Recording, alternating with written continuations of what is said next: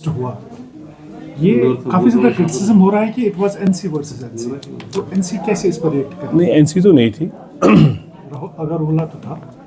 आगा साहब एमपी हैं और उनको लगता है कि एज एमपी वो कर सकते हैं, लेकिन नेशनल कॉन्फ्रेंस नहीं थी। नेशनल कॉन्फ्रेंस का डायरेक्टिव आता है लीडरशिप से। अगर आप नेशनल कॉन्फ्रेंस की बात करते हैं, डॉक्टर अब्दुल्ला साहब कुछ बोलेंगे तब नेशनल कॉन्फ्रेंस की प्रोटेस्ट करती है। उमर साहब वाइस प्रेसिडेंट है, वो कुछ बोलेंगे तब प्रोटेस्ट कर सकते हैं। जनरल सेक्रेटरी का ऑफिस से हिदायत आएंगे, अगर उनको प्रेसिडेंट ने कन्वे किया है तो तब हिदायत प्रोटेस्ट तब होगा।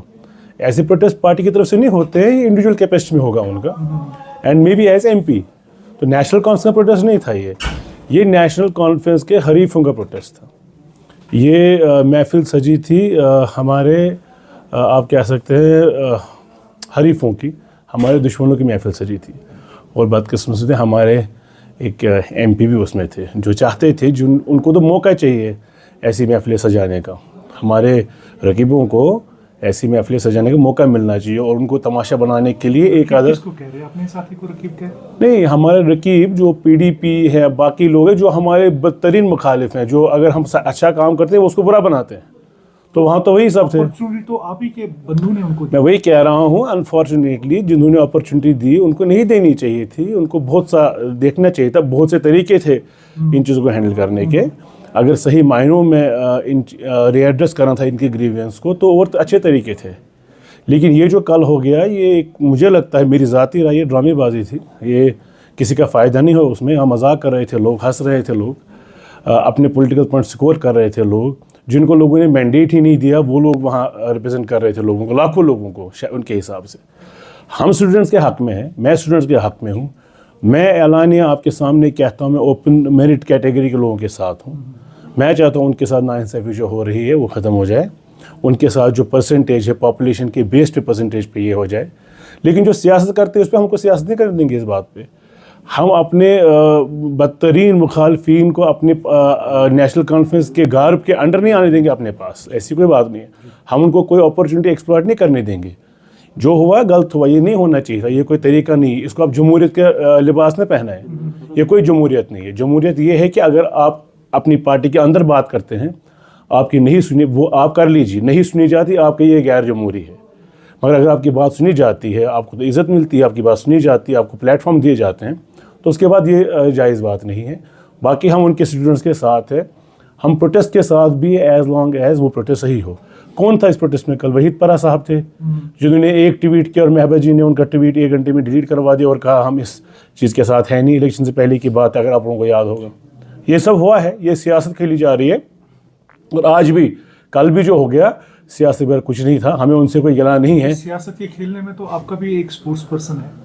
मुझे नहीं पता आप किन की बात करें। मैं आपको कह रहा हूँ जो कल वहाँ थे। तो यहाँ पर कहीं एक जो सीनियर पॉलिटिशियंस हैं वो ये भी मानते हैं, नाम तो मैं नहीं लूँगा, वो कह रहे हैं कि यहाँ से स्टार्ट हुआ रेवोल्यूशन एनसी में। तो ये कहाँ तक सच है? क्योंकि आप ही के लीडर ने ये इनिशिएट किया कि इस प्रोटेस्ट को। कोई रेवोल्यूशन नहीं हुआ। आपने किसको देखा है नेशनल कॉन्फ्रेंस को वहाँ?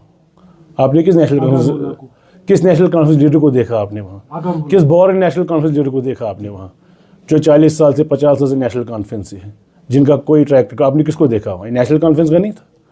ये एक फ़र्द का ज़ाती तौर, वो एमपी भी हैं, नेशनल कॉन्फ्रेंस बड़े रुकन हैं, नेशनल कॉन्फ्रेंस के लीडर हैं, उनकी ज़ाती, मेरी भी ज़ाती राय हो सकती है। मेरी ज़ाती राय ये है कि ये गलत हो गया। मेरी ज़ाती राय ये तरीका नहीं है। आप अपने ही चीफ मिनिस्टर के पास ऐसे नहीं जा सकते। आप बेइज्जती नहीं कर सकते अपने चीफ मिनिस्टर, अपनी पार्टी की। आप अपने हरीफों के जाल में फंसे हुए, आप अपने ही फंसे जाल में फंस रहे हैं। तो ये बहुत सी बातें और भी हैं, वक्तन फ़ौक़तन होती रहेंगी। लेकिन कल जो हुआ, इससे मुझे लगता है स्टूडेंट्स का नुकसान हो गया बजाय उनके फ़ायदा होने के। हम उनके कांटेक्ट में थे और रहेंगे भी और उनके मसले हल करेंगे, लेकिन तरीका सही नहीं था। कैसे पार्टी ने इसको लिया?